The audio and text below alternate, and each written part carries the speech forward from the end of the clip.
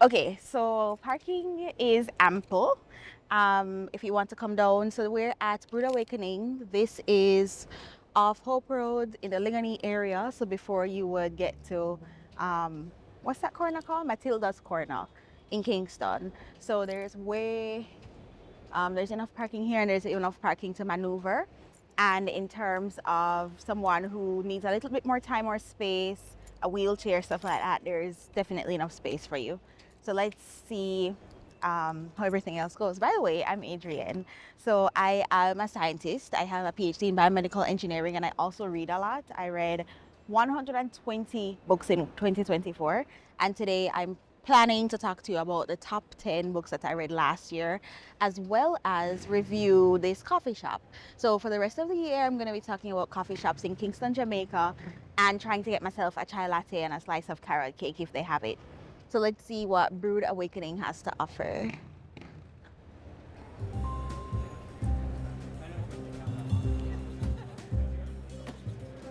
Do you have a chai latte here? Okay, may I have a small Americano in a dining, please? To go, and can I have no dining? I lied. And can I have a carrot cake, please? On top? Yes.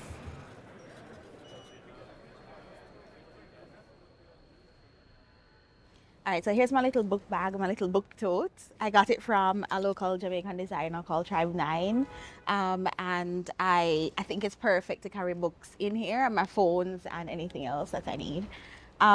So the first book that I want to share from my favorite books I read in 2024 is one called How to Stay in Babylon by Safiya Sinclair. So this book I gave a 5 out of 5 stars. It is poetry in prose. I've never read a memoir. Memoirs for me always feel like personal history and chronology and honestly sometimes details that we know the person is fond of but we don't care too much about. But this book was an education. It teaches you about Rastafari, Jamaica, from its formation into how it plays out in the lives of an individual, a daughter. It talks about family, it talks about grief, it talks about motherhood, it talks about um, so many things growing up. It talks about leaving a parent's home and whether that's under the best circumstances or not. It is also written by a poet. So she is a poet. She teaches poetry. She is a lecturer at a university. And I think it's the first book I've read that is a memoir, that is a story. Also, it's like a story, which I think you have to be really good to do. So I don't know. I can't say enough about this book. I think it was also on President. Oh, hi! Thank you. Make space. Thank you. All right, carrot cake. Thanks. Yay! Thank you. All right. So, carrot cake and an americano. So let's see how it goes. They didn't have a chai latte, so I'm gonna have to. I won't disqualify them. I won't give them a ding for that, but hopefully the americano is good. So about this book, right? Also, the cover is beautiful. So let me tell you what tags I have on this, because I keep tags on Goodreads, and tags are basically labels that you can give a book that help you kind of remember what you think about it. So really quickly, let me check. I have great cover, right? The cover is beautiful. So this is her cutting her locks. Um, I have that I listen to this. It's an audiobook. Also, I would tell you if you aren't Jamaican, it's worth getting the audiobook for this because the accents and there are things that we say and it's written beautifully and whatever way you interpret it is fine. But hearing it, she narrates the book herself and hearing it in her voice, in her in the cadence of her accent makes a big difference. So I'd say definitely the audiobook is worth it. Other tags I have, men are trash. Um, she has a complicated relationship with her father.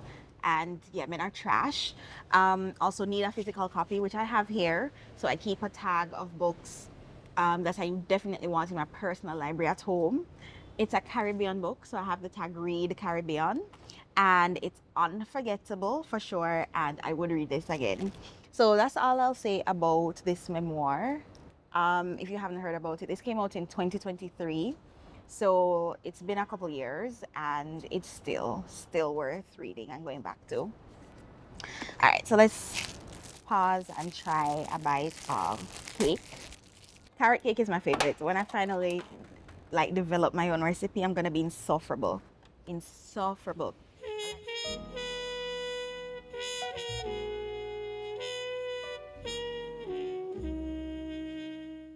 So the carrot cake, you know what it reminds me of the texture? If you've ever had Jamaican cornmeal pudding, it is thick like that, and that's what it feels like. So I feel like they've put cornmeal in this. So it's more pudding than cake. For Jamaican context of pudding, not American context of pudding. But the flavor is nice. It's not too sweet. I would eat this again. But when I think of a cake, this is not a cake texture. And then in terms of the Americano, it will do the job, but it's a little burnt. So I don't know if the machine needs cleaning or anything like that. But it's not the pure coffee taste. You're getting the burnt flavor with it. So the second book I want to talk about is Wellness. I gave this book 5 out of 5. This is by Nathan Hill. So this book is fiction, but it's kind of a romance. It's about this couple who and their lives and how it intersects together. And it starts from how they met. They met in this like building that they were living in. They both moved in at a similar time, and it also gives context to how they grew up. So it's kind of like a separate. It's funny because it's written by a man, but the perspective and the history we get is of both families, mostly of the male character, and the female character.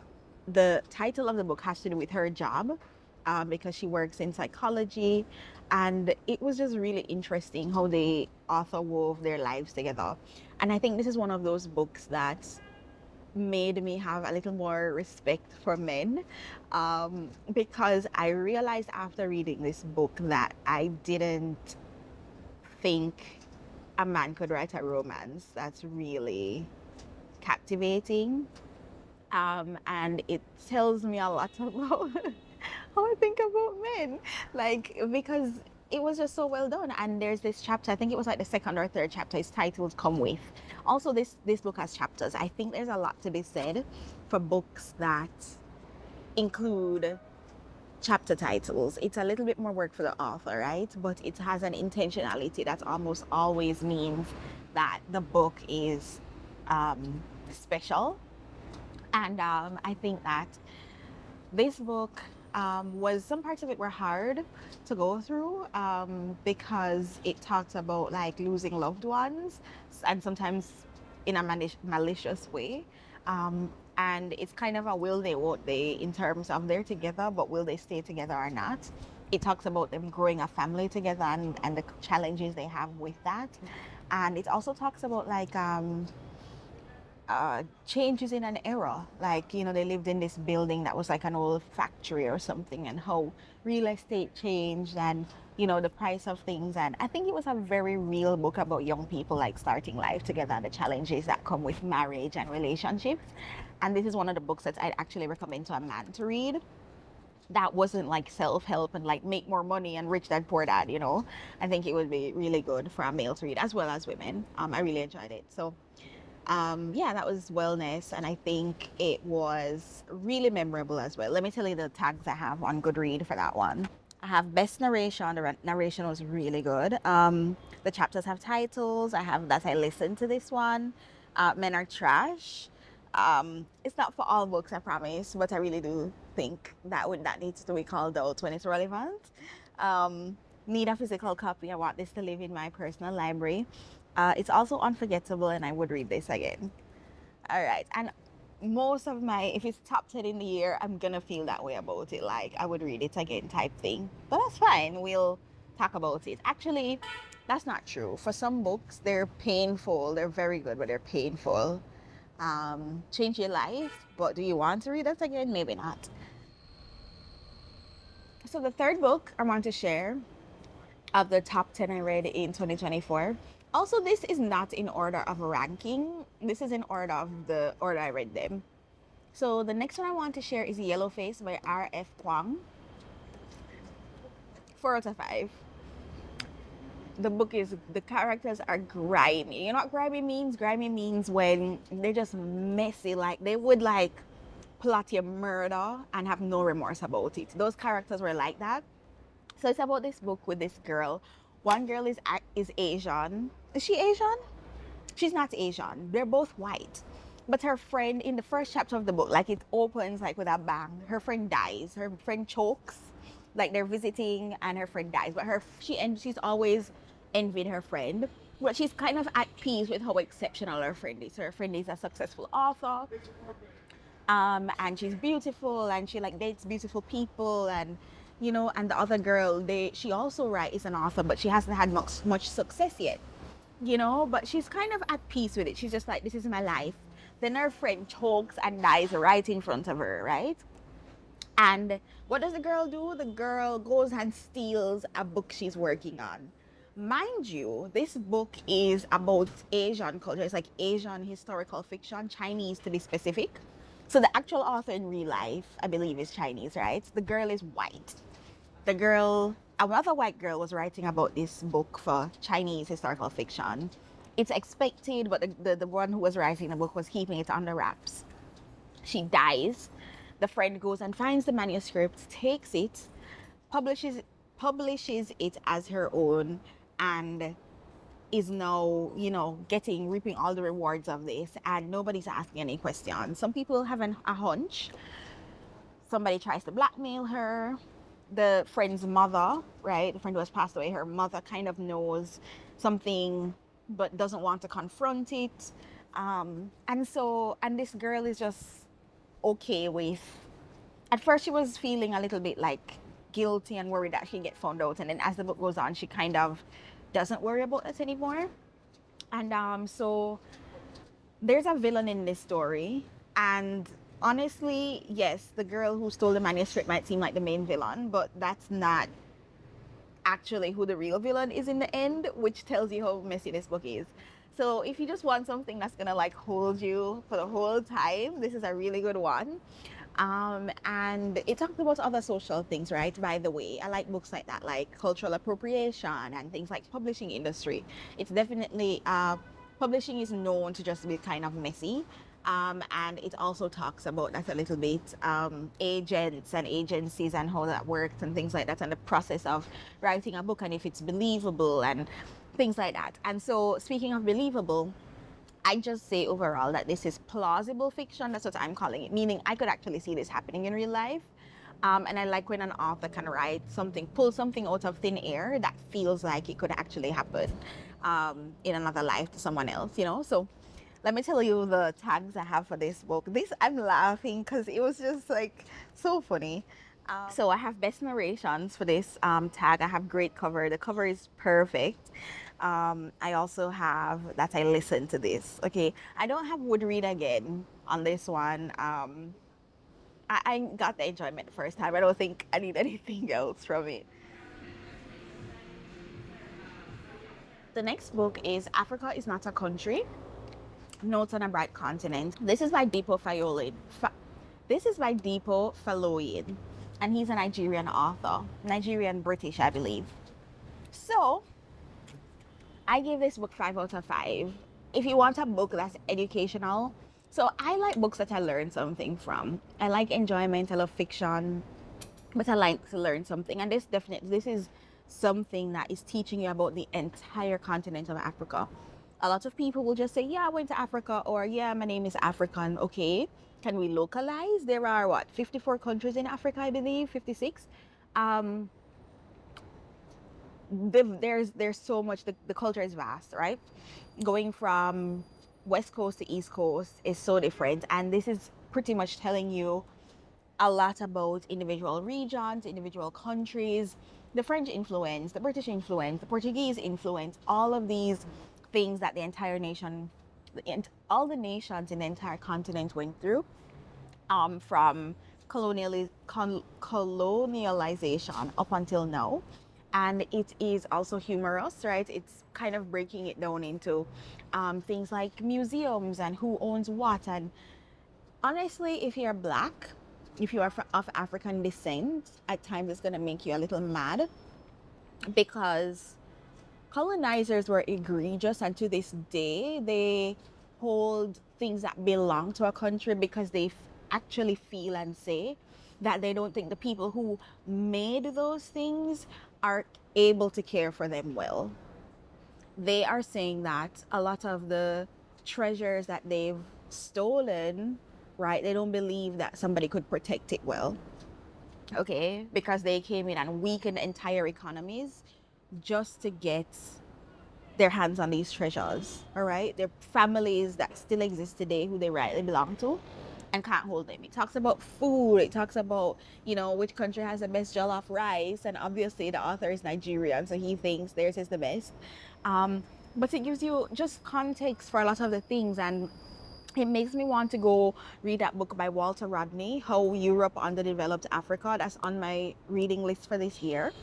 And I just think that it's one of those books that I definitely want to own. I think when you get to a certain age, it's just one of those kind of African history, world history books that you probably want to read. And again, this author did a really good job, even though it's fiction, of winding a narrative in that made it interesting, right? It's anybody can string together a bunch of facts chronologically, but can you make it engaging? And I think that this author did that. So I love this book. Also, the cover is beautiful.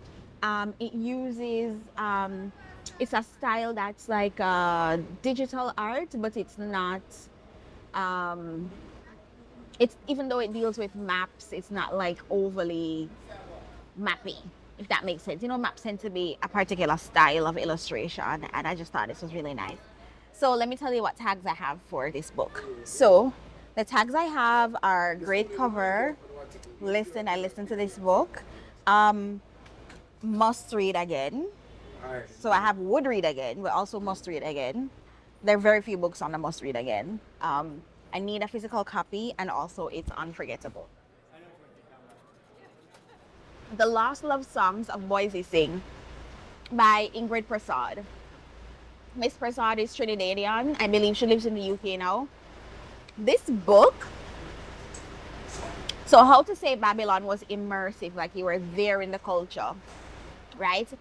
This book, I was in Trinidad. I was in Port of Spain in the 1940s and 50s.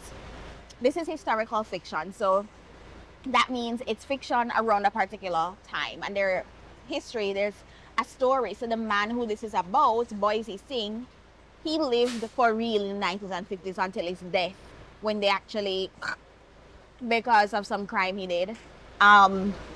So he terrorized these four women. It's a historical like story around his life, and there were these four women in his life, and it shows how they enter his life at different points and his responses to them, and some and the different types of relationships that he had with them, and I don't know, this book was really rich and immersive. I think that it was also, it had a little bit of what's that word, like magical mysticism type thing in it at the end, not for the whole book. So at the end it was kind of like, oh, this took a different turn than I thought, but apparently that specific part is about one of those like folklore things in the country. So I don't have too much to say about it, just because I think, I don't know how to explain. This is the type of book that would make a really good book club pick, because you have very strong feelings about the characters. Like, you think they're dumb. If you're Jamaican, you know what a yamed is. Like, one of the girls in there was a yamed, like through and through. And then there was another one who was like, she almost killed her son because she was trying to like keep the man, by accident, but like she was trying to keep the man, so she accidentally gave her son rat poison. Like, it was a mess. Let me tell you the tags though. It was very good, and I give it 5 out of 5. So the tags I have for this book, the narration, oh my gosh. So again, like, if you're not from Trinidad, it's worth getting the audiobook because you're gonna get live, you're gonna get the Trini accent. The hateful characters, multiple hateful characters. Also, men are trash. I told you this man was ruining lives. Like he was, oh, let me tell you what he was doing. And this was a real thing back in Trinidad at the time. He was charging people to take them out on boats, telling them he's taking them to mainland, to Venezuela, and throw them over the boat. So he collect their money and then dump them in the sea. And he kept doing it. Like he didn't get caught. They tried him. He didn't even die for that. He died for something else. And it was like a public trial. There are like, to research this book, she did interviews with descendants of the family and families who were affected by him, and it's in the newspaper. Like there's archival evidence of this person who this story was based around. So anyways, this was an awesome book, and this is another book I'd recommend to men, just because of it's centered around a man, and it just shows like how awful men are, but also they could understand a little bit more culturally about somebody who was so charismatic and had people in a thrall but was also very dangerous. So males would enjoy this. I actually saved a quote from this one. Let me tell you what it says. It says, "You look like you got hit by a bus, then you dusted yourself off and did it again for the hell of it. You look like you're wondering when's the next time you can get hit by that bus."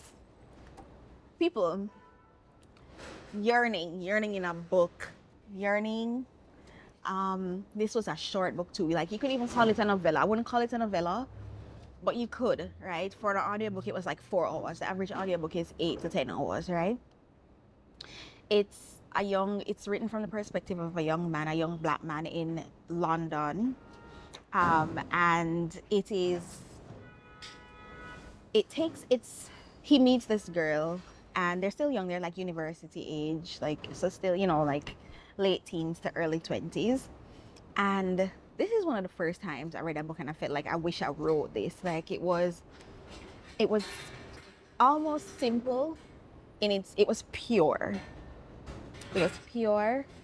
It's somebody who's just like adores somebody, and you get a little bit, you get perspective, but it wasn't just a romance, right?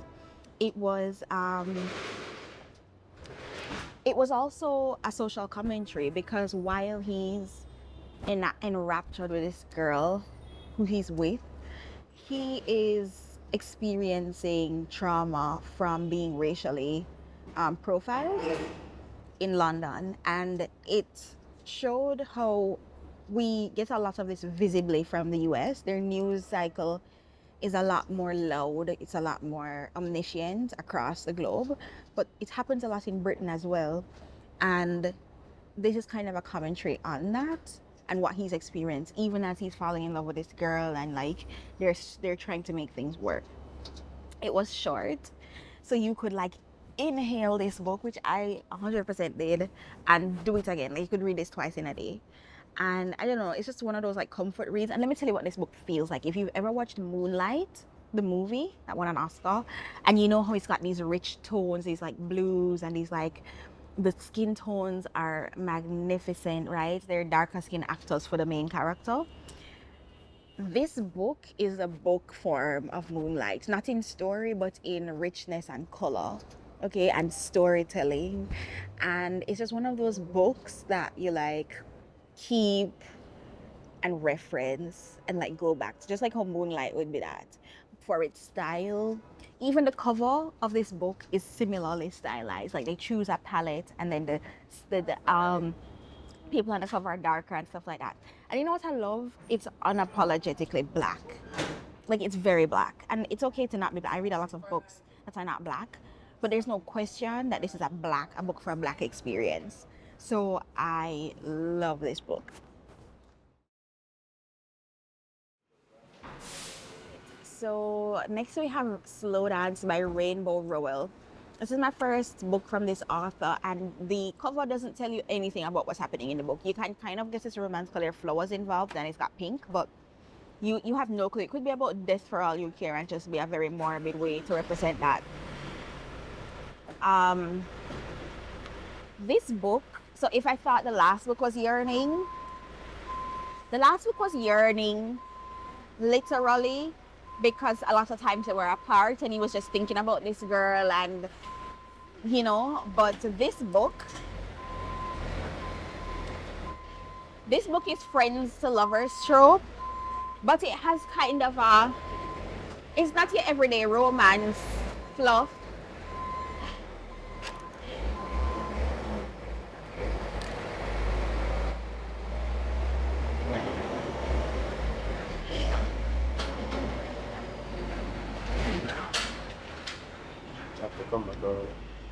It's not your everyday romance fluff.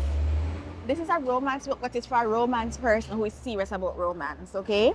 Not a quick read. Like, this book, do you know when you intimately know someone, when you spend a lot of time with someone and you're looking them in the face?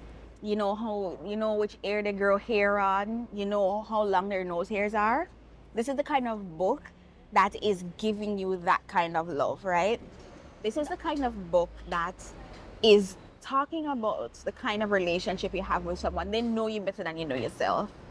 They know when you're mad at them. They know when, and I don't mean, they just know. They know when you're gonna need something. They know what you're doing, and the author did it in a way that wasn't cliche, that wasn't, I don't know, finishing each other's sentence is something they use all the time, right? But, and you know what made this exceptional? Romance novels, because it's romance, the authors write what they think we want. They write somebody who's perfectly handsome and somebody who's perfectly gorgeous, and they make a perfectly pretty couple. And she wrote a couple who were ordinary people. The guy was average height, maybe short. The girl was like plus size, and yes, it's not about yay for writing a normal person. It's more about those people don't get romance stories in romance books typically, and the type of yearning for each other and nobody else. Okay? And then it talks about other things. It talks about family dynamics that are changing. It talks about him. He did a real job. He was in the Navy and she didn't want it. He was like in a real job and was away for a long time, and then she was also doing things, and it's just I'm getting caught up because I don't know how to explain it. But just know, if you love love, you're gonna like that book. Let me tell you what tags I had for it. So the tags I have: best narrations, and as I listen to it. So I don't feel like I need to read this again. I would, but I don't feel like I need to read it again. But it doesn't mean that it didn't change the way. Let me tell you what. If I wanted to write a romance, this is the kind of book I'd study. Like, if I wanted a romance that would change people's perception about the genre in general, I would study this kind of book. All right, so Kipling Plass by Berkley, Wendell, Semple. This, I think, is his first novel.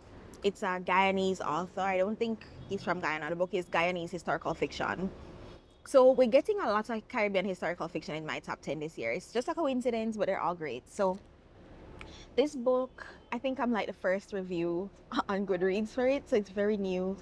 And it was an advanced reader copy for me. And it wasn't the easiest book to read. It wasn't the easiest book to get into, but when you got into it, give it a few chapters, it's very interesting. And it's a coming of age story. And it's about boyhood in Guyana. It's got found family themes, meaning these people aren't your blood, but you see them as family, you feel them as family. You care for each other, and it's also got like a mystery theme. This young boy lives with his mother, and she literally goes crazy. She gets sent to some institution, and he's pretty much by himself in the house. And he is interacting with his friends who are a little bit older. He's one of the younger in the friend group, and he is just navigating life. He gets a girlfriend, and his friends are doing all sorts of stuff, and he's working a little bit. And I don't know, there were so many, it took a while to get into it, but there were so many interesting things. Like, he and his friends, they try out, they work with a butcher for a while, and there's one who loves like butchering, and there's one who, and the rest of them, it's a job, or there's some of them who can't stand it, and it just shows perspective and how lives can diverge. I think it's just like Boysie Singh, it made you feel like you were there at that time. It's very immersive. The cultures, the foods they eat. Like, I don't know if you ever, so Eastern Caribbean, they have this term skunt, which I still don't understand. But in there, he was like, what the skunt is this? As he catches a baby because his friend was having a baby. So this guy, Kipling Plass, he's just a young guy and he literally catches a baby as they're trying to get to the hospital. Oh, apparently it's a bad word, so you're not supposed to say it. I got contextually it's a bad word, but it's very close to skunk, which we know is, it just feels weird. So generally you wouldn't say that word. So I don't know if we'll keep that, but anyways, it's so fascinating. Again, I would let a male read this, but it might take a while if the men are, if it's somebody who doesn't read a lot and they're not patient. I don't know if they have the patience to get to when it gets good, but once it got good, it got good. And I hope this author has some success with this and that his publishing house promotes it, because it is a really interesting book. So I hope he can get it into the hands of some people who can give it promotion and, you know, do what needs to be done to get it out there, because I really do think it's special. Also, what makes it special, you can tell the author is well read. It's got a collection of movie and literature references in it. So the guy also, he runs, and it's kind of a flashback book. So as I'm talking about it, I'm remembering. So the majority of the book is about him growing up, but it starts with him as an adult and ends with him as an adult. But largely you forget about it. Like at the beginning, you're like, what's the point? And then it goes into his life growing up, and then you can see how it ties back. But it's oh, I don't want to give it all away, but it's so good. It really is good, and I just hope more people can read this book. So let me tell you what tags I had for it. I had, the chapters have titles. You know how I feel about that. If the chapters have titles, usually it means the author did the work to make each chapter special. It's got a great cover. It's got sugarcane on the cover and an old radio and a ship. Like, it just feels like boyhood and growing up and being outside. It's Read Caribbean, of course, and it's got a tag story within a story, meaning that it's either got some reference to other stories or it's almost meta, where it's referencing itself in a sense. So this one isn't quite meta, but it has a list, like I said, of references. You could go through this and just pick out great Caribbean and worldwide authors who have written classics. So I think the author wanted to flex his like knowledge in that way by throwing those in there, and the same for movies.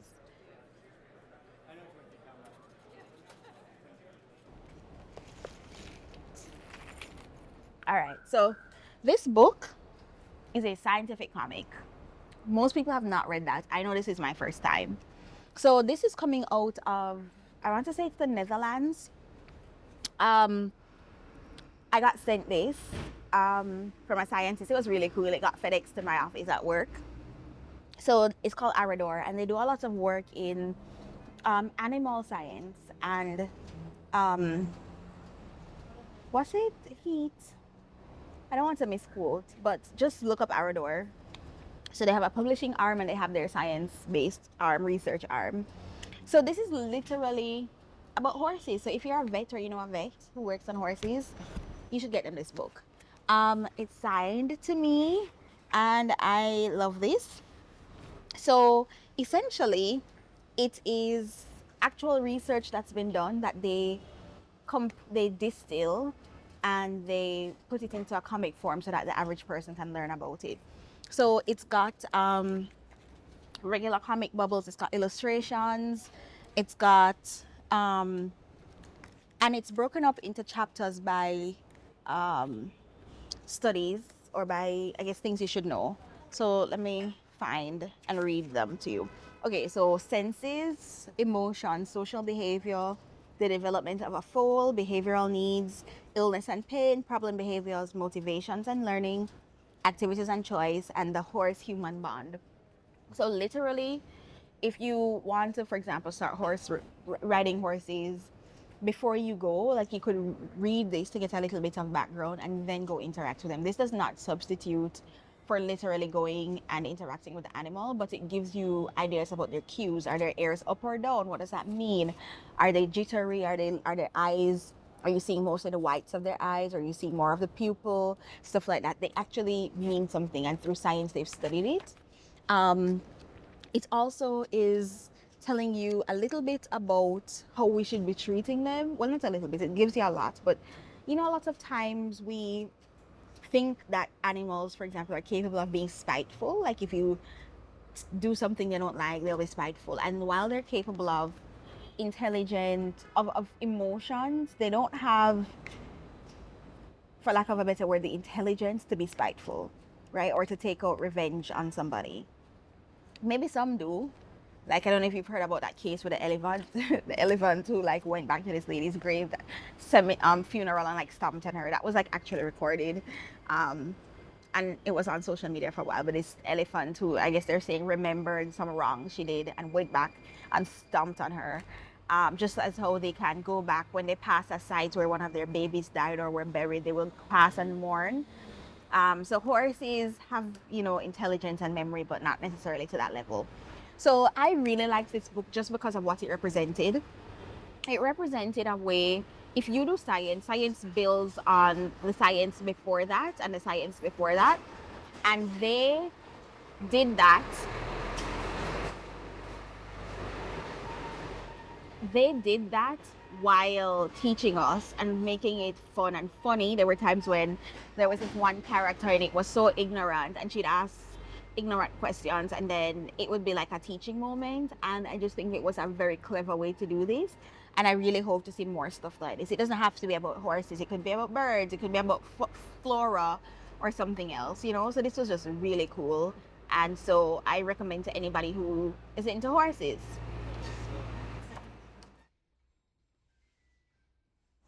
The last book of my top 10 of last year, my main top 10, because I have honorable mentions. I'm just going to quickly talk about them. The Vegetarian by Han Kang.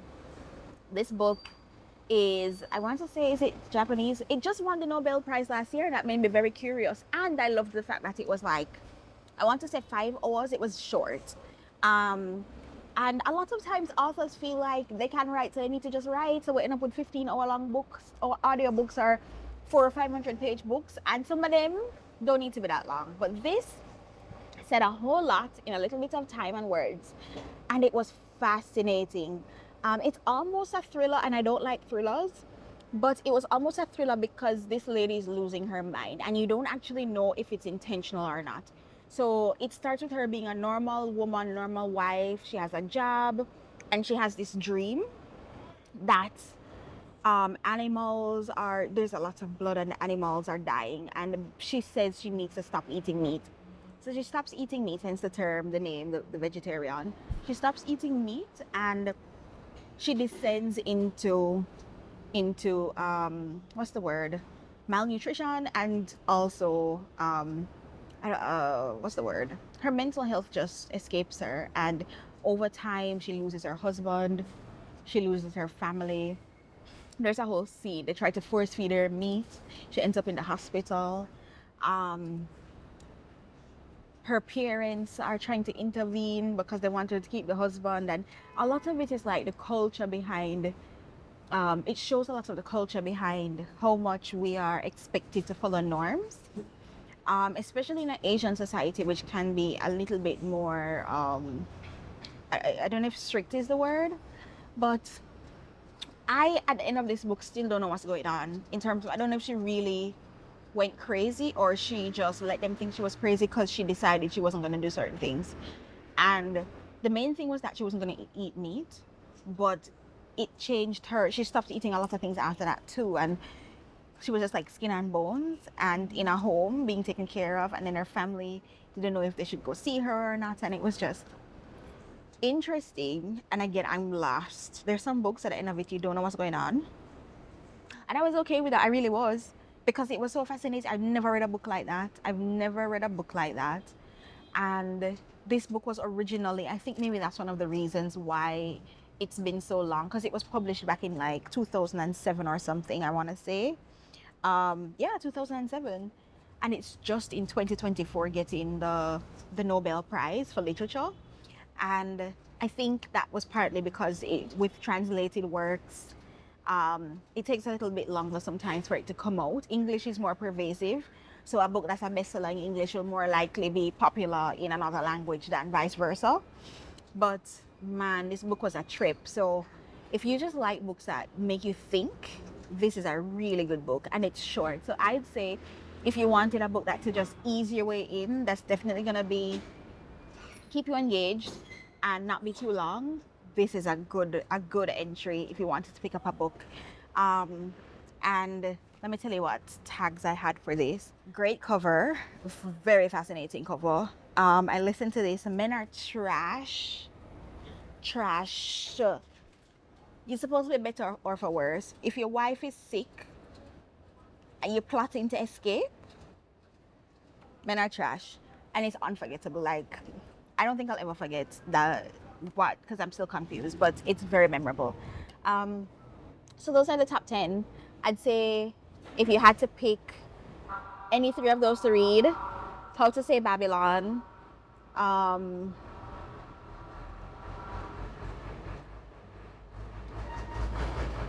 Wellness, and Boysie Singh. I like all of them though.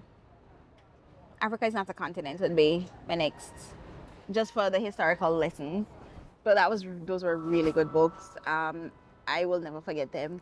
And then really quick, I want to talk about some honorable mentions. So I'm a romance girl. I read a lot of books because when life is too serious, which it is, like I told you, I'm a scientist. Life gets way too serious. I have way too many responsibilities. I just go read a romance book and go to my bed. So honorable mention, Trust Exercise. It's a romance, but it's also a trip. So it's about these teenagers who are in theater, they're in theater programs, and it goes on to show their relationship from they were young, and it's very vivid. It's beautiful. They come from different classes, and it shows their trajectories in life, and you also don't know who the perspective is at the end. It changes perspective in the middle of the book, so that's really interesting. Trust Exercise. What's that one by Emily Henry? The one everybody liked. Hold on. Funny Story. Funny Story. It's my favorite of hers. Some of the book top books can stay, but this one definitely worth it. The characters, especially the male, was not your typical. He was like a bum. You thought he was gonna be a bum, and that turned around, and it was really good. It was not predictable. Other than the fact that there's a happily ever after, so there's that. And then my other memorables: Check and Mate, Ali Hazelwood. I will read anything that lady writes. Some of them are better than others, but that's my favorite of, well, my favorite of hers is Love Theoretically, which I actually read again last year. So I didn't call it that, but Check and Mate is about chess, and I love this. The guy was a virgin, which is very, very unusual, and I really liked it. And the last one is Indigo by Miss Beverly Jenkins, and that lady she's a historian. She writes historical romance in the African American context. So that lady, I learned more about American history than any other book, and it's a romance, so that should tell you a lot. And it was beautiful, and I listened to the audiobook, and the guy is like French Creole, so it had the accent. Very good. So that you have 10 top 10, and you have some honorable mentions, and we tried this carrot cake, and we tried this cappuccino. So let me tell you about the rest. So each time I do this, I'll talk about the coffee shop and what I think about 5 things. So the first thing is going to be parking. Second thing is going to be like ambiance, environment, seating, stuff like that. The third thing is going to be accessibility. So can somebody with a wheelchair or somebody who needs more space come and use the space? The fourth thing is going to be, would I work from, here, like a co-working? And the final thing is going to be the food. Do I like what I get? I'm trying to get a chai latte every time. If I can't get that, I'll get an Americano and carrot cake. So the first thing is parking. Very good, lots of space. Even in peak, I think you should be able to get something. In terms of environment, I think it's very calming. Inside is a little bit darker. It could be moody, But I don't know, depending on, I prefer something that's a little more lit. And then outside is really nice. So if you can manage the temperatures, there are ceiling fans, so it doesn't get too hot, but it is warmer than inside, which is air conditioned. But in terms of environment, I think it's nice enough. So parking, I'd give a 5. Atmosphere, I'd give a 4. In terms of accessibility, there is a ramp. So somebody with a wheelchair could actually come and get in. There are ramps going into the door and from the parking area. So that's perfect. In terms of, what else? In terms of, so I give them a 5. And there's ample space inside to maneuver like a wheelchair. What's next? Food. So it's good, but it's not the best I've had. This is also a little burnt, so I'd give this like a 3. It's just okay for the food. And then co-working, would I sit here and work? I could actually see myself sitting in one of the corner tables or chairs and just doing some light work when I just wanted to leave the house. So co-working, I'd give a 5. The bathroom was spacious enough as well and clean, and there's Wi-Fi that works well. And what was the last thing? Also, the customer service was good. There's nothing else. So overall, I'd give this like a 4 out of 5 experience. I would come back here. I don't think it's anything to write home about, but it's serviceable. And if you had to bring, like if you were living in the area or visiting and you needed to come out to get something to eat, this would be perfectly fine. There are also enough spaces for you to sit down and like eat, like this entire table as a group. So works fine for me. So yeah, I'll see you next time. I'm gonna try to do videos of 10 books each. There are months when I read up to 20. That will not always be the case, but I'm just gonna stagger the books 10 per video and then talk about the location as well.